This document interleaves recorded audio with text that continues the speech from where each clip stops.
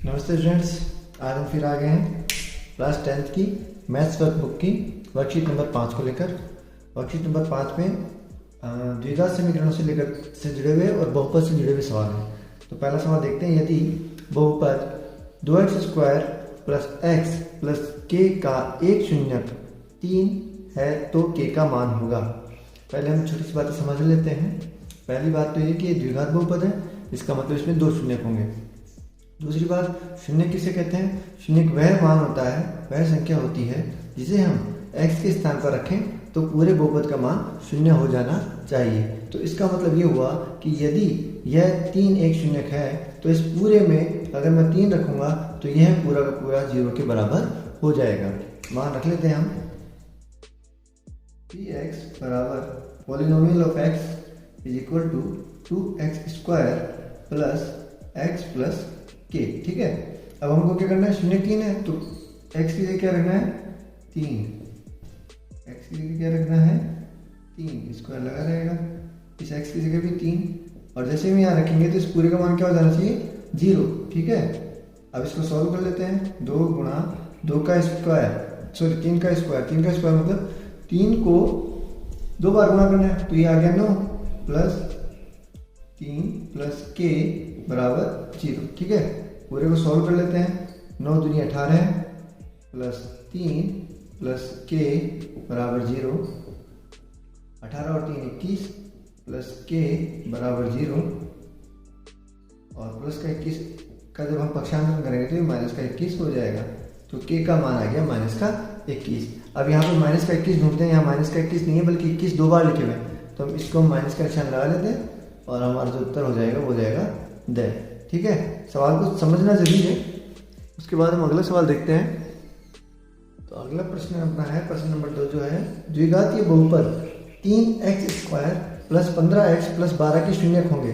जब हम इसके विकल्प देखते हैं तो विकल्प में इसका मतलब है, विकल्प में कह रहा है कि शून्यकों के निशान के बारे में बात कर रहा है कि शून्यक दोनों धनात्मक होंगे या दोनों ऋणात्मक होंगे या एक धनात्मक एक ऋणात्मक होगा या दोनों समान परंतु विपरीत चिन्ह के होंगे। तो एक चीज ये इसको एक तरीके से इस तरह से किया जा सकता है कि हम इसके शून्य ज्ञात कर लें, पर सवाल छोटा है तो इसको छोटे ऑब्जेक्टिव है तो इसको इस तरह समझते हैं अपन कि अगर किसी बहुपद में प्रथम पद, द्वितीय पद और तृतीय पद तीनों ही धनात्मक हैं तो शून्यक निश्चित रूप से ऋणात्मक आएंगे। तो आप सीधा सा इसका उत्तर कर सकते हैं दोनों ऋणात्मक। दोनों ऋणात्मक हमारा ऑप्शन है ब, तो हमारा जो उत्तर हो गया ब, दोनों ऋणात्मक।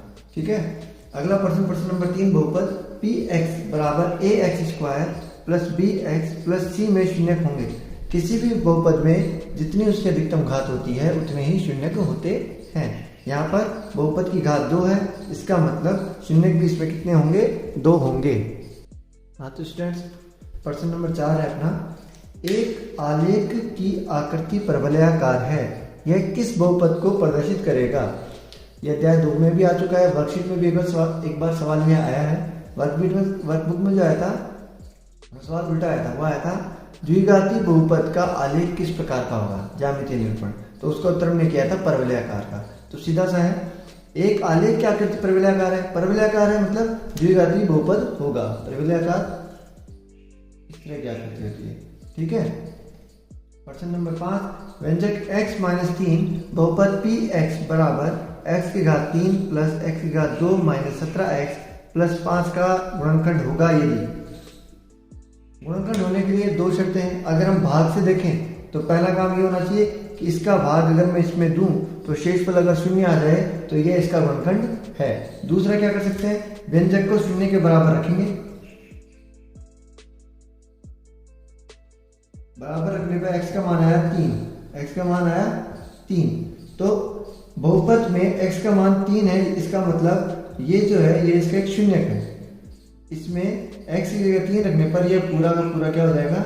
0। गुणनखंड की जो सबसे बड़ी शर्त है उसमें यह है कि अगर कोई व्यंजक दिया हुआ है तो उसके द्वारा हम x का मान निकाल लेंगे, शून्य ज्ञात कर लेंगे और उसको रखने पर पूरे बहुपद का मान 0 हो जाना चाहिए। तो क्या हुआ इसका मतलब? इसका मतलब हुआ कि इस पूरे बहुपद में अगर x की जगह मैं 3 रख दूंगा तो ये पूरा पूरा क्या हो जाएगा?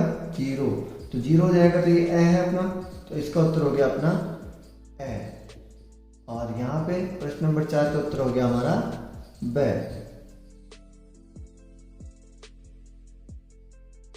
हाँ तो स्टूडेंट्स प्रश्न नंबर 6 में है हमारे द्विघात बहुपद x square minus 6x plus 5 के शून्य ज्ञात कीजिए। हम यह किस तरह से ज्ञात कर सकते हैं? मध्य पद के विभाजन द्वारा, या इसको हम गुणनखंड प्रमेय भी कहते हैं। क्या होता है इसमें? ये एक द्विघात समीकरण है जिसमें 3 पद हैं। यह प्रथम पद है, यह द्वितीय पद है और यह तृतीय पद है, अचर पद। ठीक है, तृतीय पद को प्रथम पद से गुणा करना है। क्या चीज आ रही है? 5 को एक्स स्क्वायर से गुणा किया तो 5x स्क्वायर। अब हमें दो संख्याएं ऐसी ढूंढनी है जिन्हें हम गुणा करें तो 5x स्क्वायर आए और जोड़े तो माइनस के 6 आए। तो पहले हम ढूंढते हैं कि 5 कैसे कैसे आ सकता है। 1 को 5 से गुणा करने पर भी 5 आता है और इसके अलावा 5 किसी भी तरीके से नहीं आ सकता। अब हमें इन दोनों को जोड़ने पर आना चाहिए माइनस का 6। ठीक है, माइनस का 6 तो नहीं आ रहा। यहाँ पर तो 1 को और 5 को जोड़ते हैं तो 6 आ रहा है। अब हम निशान बदल देते हैं, इसको भी माइनस का कर देते हैं और इसको भी माइनस का कर देते हैं। माइनस के 1 को माइनस के 5 से गुणा किया तो आए प्लस के 5। ठीक है, और माइनस के 1 में माइनस का 5 जोड़ा तो आगे हमारे माइनस के 6। तो इसका मतलब हमारे जो दो विभाजन होंगे वो होंगे माइनस का 1x और दूसरा होगा माइनस के 5x। दो गुणनखंड हो गए।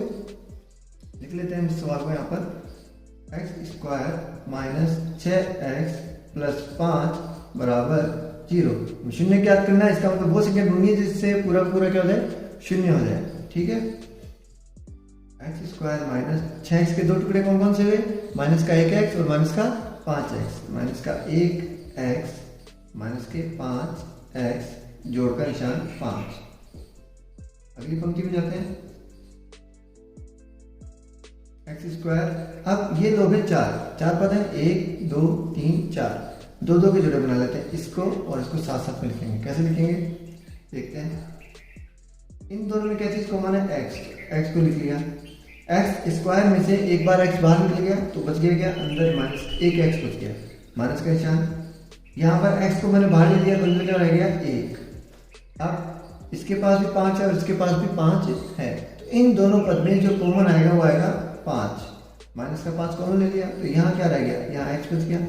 प्लस का 5 हमने कॉमन ले, माइनस का 5 हमने कॉमन ले लिया तो निशान तो रह जाएगा माइनस का, और 5 में से 5 ही कॉमन ले लिया तो बच गया 1। अब हमने देखा ये वाला और ये वाला, ये दोनों गुणनखंड दोनों में कॉमन है तो इसको भी हम बाहर ले लेते हैं। कैसे ले लेते हैं? x माइनस 1 को एक साथ लिख लिया, ये x और ये माइनस के 5 बराबर 0। अब कोई भी दो संख्याओं का गुणनफल 0 कब होता है? जब दोनों में से कोई सी एक संख्या क्या हो? शून्य। इन्हीं भी दो संख्याओं का गुणनफल तभी 0 हो सकता है जब उनमें से कोई सी भी एक संख्या निश्चित रूप से 0 होगी। तो हम क्या करेंगे? स्थिति 1 ले लेते हैं, जबकि x माइनस 1 बराबर 0। दिस एम्प्लाइज माइनस का निशान उधर गया, x बराबर 1। इसी तरीके से स्थिति 2 ले लेते हैं, स्थिति 2, जबकि x माइनस 5 बराबर 0। माइनस का 5 उधर गया तो प्लस का 5 हो गया। तो कुल मिला के हमारे पास दो शून्य का आ गया हमारे पास x बराबर 1 और 5। ठीक है।